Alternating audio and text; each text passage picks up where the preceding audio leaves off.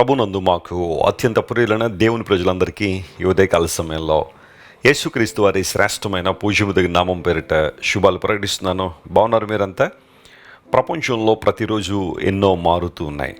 ప్రభుత్వాలు మారుతున్నాయి, రాజకీయాల్లో మార్పు వస్తుంది, మనుషుల్లో మార్పు వస్తుంది, ధరల్లో మార్పు వస్తుంది, వ్యవస్థల్లో మార్పు ఉంది, వాతావరణంలో మార్పులు ఉన్నాయి. ఎన్నో విధాలుగా మారిపోతున్నవి చాలా ప్రపంచంలో ఉన్నాయి. కానీ మారనిది, మాట తప్పనిది ప్రపంచంలో ఒకటి ఉంది, ఎప్పటికీ అది మారదు. అదేంటో తెలుసా? దేవుని వాక్యం. యేసుక్రీస్తు ప్రభువారు నిన్న నేడు నిరంతరం ఒకే రీతిగా ఉన్నారని. ప్రభువు మారడు, ఆయన వాగ్దానాల్లో మార్పు లేదు, ఆయన వాక్యంలో మార్పు లేదు. అలాంటి గొప్ప దేవుని మనం కలిగి ఉన్నందుకు ప్రతిరోజు మనం ప్రభువును స్తుతించాలి, ఆయన ఘనపరచాలి. ఉదయాన్నే లేచిన తర్వాత మనం ఒక వాగ్దానాన్ని ప్రతిరోజు ధ్యానం చేస్తున్నాం. బైబిల్లోని వాగ్దానాలు మనం ఎందుకు ధ్యానం చేయాలనే ప్రశ్న మీలో చాలామందికి ఉత్పన్నం అవ్వచ్చు. ఎందుకు మనం వాగ్దానాలు చదవాలి అంటే, ఆ వాగ్దానాలను క్రీస్తు ప్రభు ద్వారా మనం స్వతంత్రించుకోవచ్చని బైబిల్ సెలవిస్తుంది. ఆ ప్రతి వాగ్దానం కూడా అమూల్యము, అత్యధికములైనవని పేతురు భక్తుడు కూడా తన పత్రికలో రాశాడు. ఈరోజు వాగ్దానం కోసం కనిపెడుతున్నారు కదా, పరిశుద్ధ గ్రంథాన్ని తెరిచి ఆది కాండము 7వ అధ్యాయం 1వ వచనాన్ని చదువుకుందాం. The book of Genesis chapter 7 and verse 1. యెహోవా, ఈ తరము వారిలో నీవే నా ఎదుట నీతిమంతుడువై యుండుట చూచితిని గనుక నీవును నీ ఇంటి వారును ఓడలో ప్రవేశించుడి. ఇక్కడ చదవబడిన వాక్య భాగంలో రెండు ప్రాముఖ్యమైన విషయాలు మనం గుర్తిద్దాం. ఒకటి, మన దేవుడు మనలను చూసేవాడు. రెండవది, మనం ప్రవేశించినట్లుగా ఆయన ఒక గొప్ప ద్వారాన్ని మన కోసం తెరిచిపెట్టాడు. ఈ రెండింటి మీద ఈరోజు ఫోకస్ చేద్దాం. మొట్టమొదటిగా దేవుడు మనల్ని చూసేవాడట. నోవహు నివసించిన తరములో నోవహు మాత్రమే దేవుని దృష్టిలో నిందారహితుడిగా, నీతిమంతుడిగా, దేవునితో నడిచే వ్యక్తిగా ఉన్నాడు. తరమంతా తప్పిపోయిందని, ప్రజలందరూ కూడా ఇష్టానుసారం జీవిస్తున్నారని నోవహు కాంప్రమైజ్ అయిపోలేదు. యూజువల్గా కొన్నిసార్లు మనం మెజారిటీ ఏం ఫాలో అవుతున్నారా, మెజారిటీ ఎటువైపు ఉన్నారో చూసి మనం కూడా వారిలో వెళ్ళిపోదాంలేండి. ఏదన్నా కష్టం వస్తే, ఇబ్బంది వస్తే వాళ్ళందరికీ రాంది నాకెందుకు వస్తుంది, వారందరూ ఎదుర్కొంటున్నారు కదా, నేను కూడా అలాగే ఏదో ఎదుర్కొందాం అన్నట్టుగా గుంపులో కలిసి వెళ్ళిపోవాలనే ఆలోచన మనలో ఉంటుంది. కానీ నోవహు అలాంటోడు కాదు. నోవహు మాత్రమే కాదు, బైబిల్లో మీరు ఏ భక్తుడన్నా తీసుకోండి, వారు దేవుని కోసం నిలబడినప్పుడు వారు లోకానికి వ్యతిరేకంగానే ఉన్నట్టే ఉన్నారు. కానీ వారు ఆ సమయంలోనే దేవునికి దగ్గర అయ్యారు. నీ జీవితంలో అలాంటి పరిస్థితి ఎప్పుడైనా వచ్చిందా? అందరూ నిన్ను విడిచి నిన్ను ఒక్క చోట నిలబెట్టి నువ్వు ఒక్కదాన్నే కార్నర్ చేసి, నిన్ను ఒక్కడనే కార్నర్ చేసి ఇష్టానుసారం మాట్లాడుతున్నారా? ఇక్కడ శుభవార్త మీకు చెబుతాను. నువ్వు దేవుని దగ్గరగా ఉన్నావు అని అర్థం. దేవుడు పక్షంగా నువ్వు నిలబడ్డావు అంటే you took a wonderful stand for God. నోవహు అదే పని చేశాడు. తరమంతా తప్పిపోయారని చెప్పి తప్పిపోలేదు. తన చుట్టూ ఉన్న పరిస్థితులు అతని ఆధ్యాత్మిక జీవితం మీద ప్రభావాన్ని చూపించలేదు. దేవుని మీద ఆశ పెట్టుకున్నాడు, దేవుని కోసం బ్రతికాడు, తద్వారా దేవుని నుండి దీవెన పొందాడు. మీకు విషయం తెలుసా? మీ భక్తి జీవితానికి, మీ పరిశుద్ధ జీవితానికి, మీ పవిత్రతకు, మీ ప్రార్థనకు దేవుని దగ్గర గొప్ప బహుమానం ఉంది. నువ్వు దేవుని కోసం నిలబడినప్పుడు దేవదేవుడు నీ కోసం స్పష్టంగా నిలబడతారు. ఆయన, నేను చూశాను నోవహు, నీ స్థితిని నేను చూశాను, నీ పరిస్థితిని నేను చూశాను, ఈ తరం వారిలో నువ్వు ఒక్కడివే నీతిమంతుడిగా నాకు కనబడ్డావు. చూస్తున్న దేవుడు. హాగరు కూడా దేవునికి పేరు పెట్టింది, చూచుచున్న దేవుడు నీవేనని. మనం అనేక సార్లు ఆ పదాన్ని పలుకుతూ ఉంటాం. దేవునికి ఇవ్వబడిన నామముల్లో, ఆయనకి ఇవ్వబడిన పేర్లలో ఒకటి ఎల్ రోయి, అనగా దేవుడు మనల్ని చూసే దేవుడని. నిన్ను చూస్తున్నాడు, నీ యొక్క పరిస్థితిని ఆయన చూస్తున్నాడు, నిన్ను గమనించే దేవుడు కనుక ఆయన వైపు నువ్వు చూడగలిగితే అద్భుతాలు జరుగుతాయి. ఎప్పుడూ కృంగిపోవద్దు. నువ్వు ఒక్కడవే, నువ్వు ఒక్కదానివని బాధపడొద్దు. ప్రభువు నీ పక్షాన ఉన్నాడు. నీ పరిచర్యను దేవుడు చూస్తున్నాడు, నీ సేవను దేవుడు చూస్తున్నాడు, నీ హృదయాన్ని దేవుడు చూస్తున్నాడు, నీ కమిట్మెంట్ని దేవుడు చూస్తున్నాడు. మనుష్యులను సంతోషపెట్టాలని గాక దేవుని సంతోషపెట్టాలనే ఆతురపడుతున్న నీ హృదయాన్ని దేవుడు చూస్తున్నాడు. ఖచ్చితంగా నీకు సమాధానం ఇస్తాడు. చూచిన దేవుడు ఏం చేశాడు అంటే, వారికి ఆజ్ఞాపించాడు ఆల్రెడీ నోవహుకు ఒక ఓడను తయారు చేయమని. ఆ ఓడలోనికి ప్రవేశించమని దేవుడు నోవహును ఆదేశించాడు. దేవుని బిడ్డలారా, దేవుడు నీ కొరకు సిద్ధపరిచిన ప్రణాళిక. ఇక్కడ నోవహు ఓడ దేవుని రక్షణకు, ఆయన మన పట్ల కలిగిన ప్రణాళికకు సాదృశ్యమైంది. God is welcoming us to be a part in his plan. ఆయన ఉద్దేశంలో, ఆయన ప్రణాళికలలో మనం పాలిభాగస్తులయ్యునని దేవుడు ఆశించాడు. దేవుడు తనకు తానుగా ఏదైనా చేయగలడు.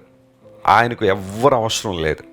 మనం దేవునికి గొప్పగా ఏదో చేసేస్తున్నామని చాలాసార్లు అనుకుంటాం, కానీ మనం లేకుండా కూడా దేవుడు చేయగలడు. కానీ ఆయన స్వభావం ఏంటంటే ఆయన మనతో కలిసి పనిచేయాలని, మనలను ఆయన ప్రణాళికల్లో పాలిభాగస్తులుగా చూడాలని దేవుడు ఆశించాడు. అది కేవలం ఆయన ప్రేమ, మన పట్ల ఆయనకున్న కృప అంత గొప్పదన్నమాట. నోవహును దేవుడు అన్నాడు, ప్రవేశించండి, మీ కొరకు నేను సిద్ధపరిచిన ఆ రక్షణ ప్రణాళికలోనికి, ఆ ఆశీర్వాద ప్రణాళికలోనికి రండి. ఈరోజు దేవుడు కూడా నిన్ను అలాగే పిలుస్తున్నాడు. నువ్వు లోకంలో అటు ఇటు తిరిగి ఇష్టానుసారం జీవించి దేవునికి దూరం అయిపోవాలనే ఉద్దేశం కాదు, కానీ నువ్వు నశించిపోవడం దేవునికి ఇష్టం కాదు. కానీ ఆయన ప్రణాళికలో నీవు పాలిభాగస్తురాలుగా ఉండగలిగితే అంతకన్నా సంతోషం ఏముంది? భూమి మీద అంతకన్నా విజయం ఏముంది? కోట్లాది రూపాయలు సంపాదించడం కన్నా, ధనధాన్యాలు పోగు చేసుకోవడం కన్నా, వజ్రవైడూర్యాలను కూడబెట్టడం కన్నా దేవుని ప్రణాళికలో పాలిభాగస్తులు అవ్వడం, అది అత్యుత్తమైన గుర్తింపు, అత్యుత్తమైన ఆనందం, అత్యుత్తమైన ప్రివిలేజ్. అది ఒక ఆశీర్వాదం, మనందరికీ ఒక ధన్యత. ప్రవేశించండి. మీరు జాగ్రత్తగా కీర్తన గ్రంథాన్ని ఆయా సందర్భాల్లో చదువుతుంటే 116 కీర్తనలోనూ 118 కీర్తనలోనూ కొన్ని మాటలు మనకు కనబడతాయి. ఇది యెహోవా గుమ్మము, నీతిమంతులు దీనిలో ప్రవేశించుదురు అనే మాట. అంటే దేవుని యొక్క గుమ్మములోనికి, ఆయన ప్రణాళిక ద్వారములోనికి ఎవరు ప్రవేశిస్తారంటే దేవుని నీతితో నింపబడిన వారు. స్వనీతి దుర్నీతి కాదు, కానీ యేసుక్రీస్తు ప్రభుని విశ్వసించడం ద్వారా, ఆయన మన హృదయంలో చేర్చుకోవడం ద్వారా నీతిమంతులుగా తీర్చబడినప్పుడు దేవుని ప్రణాళికల్లో మనందరం పాలిభాగస్తుమై ఉంటాం. నేను మాట చెబుతాను, ఎప్పుడైతే మనం దేవుని ప్రణాళికకు సంపూర్ణంగా సమర్పించుకుంటామో మనం పొందే ఆనందం కానీ, సంతోషం కానీ, సంతృప్తి కానీ లోకంలో ఎక్కడ దొరకవు, కేవలం దేవునిలో మాత్రమే లభిస్తాయి. ప్రవేశిస్తావా దేవుని ప్రణాళికల్లోనికి? ఈ వాగ్దానాన్ని ఈరోజంతా క్లెయిమ్ చేసుకుని ప్రభువును స్తుతించండి. గొప్ప కార్యాలు మీ జీవితంలో జరుగుతాయి. ప్రార్థన చేసుకున్నాను. ప్రేమగల తండ్రి, ఇంతవరకు మీరు మాకు ఇచ్చిన వాగ్దానాన్ని బట్టి నీకు స్తోత్రాలు. నువ్వు నోవహును చూశావు, అతన్ని ఓడలో ప్రవేశించమని ఆదేశించావు. అవునయ్యా, నువ్వు మమ్మల్ని చూచే దేవుడు. మనుషులందరూ మమ్మల్ని గుర్తించకపోయినా మా శక్తిని, మా సహనాన్ని, మా పరిచర్యను, అయ్యా మాకున్న ఆధ్యాత్మిక స్థాయిని మనుషులు గుర్తించకపోయినా నీవు గుర్తించే దేవుడు నాయన. నీ నీతితో మమ్మల్ని నింపావు గనుక నీ ప్రణాళికల్లో పాలిభాగస్తులుగా ఉండాలని ఆశిస్తున్నావు. ఈరోజు మా ప్రియులు ఎంతమంది అయితే ఈ వాగ్దాన సందేశాన్ని ఆయా ప్రాంతాల నుండి, ఆయా ప్రదేశాల నుండి వీక్షిస్తున్నారో వారందరినీ మీరు ముట్టండి, బలపరచండి. ఈ వాగ్దాన సందేశాలు అనేక మంది తమ స్నేహితులకు, బంధువులు కూడా షేర్ చేస్తుండగా వారిని కూడా మీరు ఆశ్రయించండి. ఎందుకంటే వారు కూడా సువార్త పనిలో పాలిభాగస్తులై ఉన్నారు. అనారోగ్యంతో వారిని స్వస్థపరచండి, సమస్యల వరకు విడుదల ఇవ్వండి.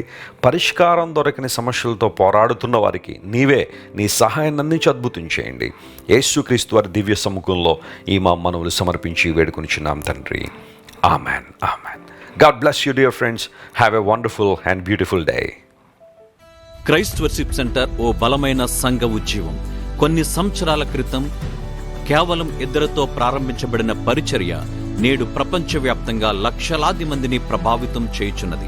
రాజమండ్రి, సికింద్రాబాద్, బెంగళూరు, చెన్నై, నెల్లూరు, దుబాయ్, బహ్రైన్, కరీంనగర్, విశాఖపట్నం, గద్వాల్, కొవ్వూరు, మలకపల్లి, శ్రీలంక, భూటాన్, అడ్డతీగల, పాలమూరు, ఒంగోలు, బళ్ళారి, కోరుకొండ, పోతవరం, నల్లజర్ల, వెంకటరామయ్యగూడెం, మచిలీపట్నం, ఇందిరానగర్లతో పాటు అనేక గ్రామాల్లో క్రైస్ట్ వర్షిప్ సెంటర్ ఆరాధనలు జరుగుచున్నవి.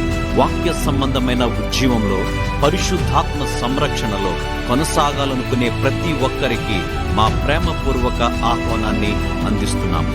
రండి, ఆత్మతో సత్యముతో ప్రభువైన యేసుక్రీస్తును ఆరాధిద్దాం. మీరు ఇంతవరకు విన్న దైవ సందేశం మరియు దేవుని సేవకులు చేసిన ప్రార్థన మీకు ఆశీర్వాదకరముగా ఉన్నదని విశ్వసించుచున్నాము. ఈ సందేశాన్ని మీ స్నేహితులకు, బంధువులకు షేర్ చేయండి. మీకు ఏదైనా ప్రార్థన అవసరత ఉన్నచో మా ఫోన్ నంబర్లకు కాల్ చేయండి. దేవుడు మిమ్మల్ని ప్రేరేపిస్తే విశ్వాసంతో సాగుచున్న ఈ పరిచర్యను ప్రోత్సహించండి. మరిన్ని వర్తమానాలు, పాటలు వినుటకు జాన్ వెస్లీ మినిస్ట్రీస్ అను మా యూట్యూబ్ ఛానల్ను సబ్స్క్రైబ్ చేసుకొనండి. ప్రభువైన యేసుక్రీస్తు కృప మీకు తోడైండును గాక.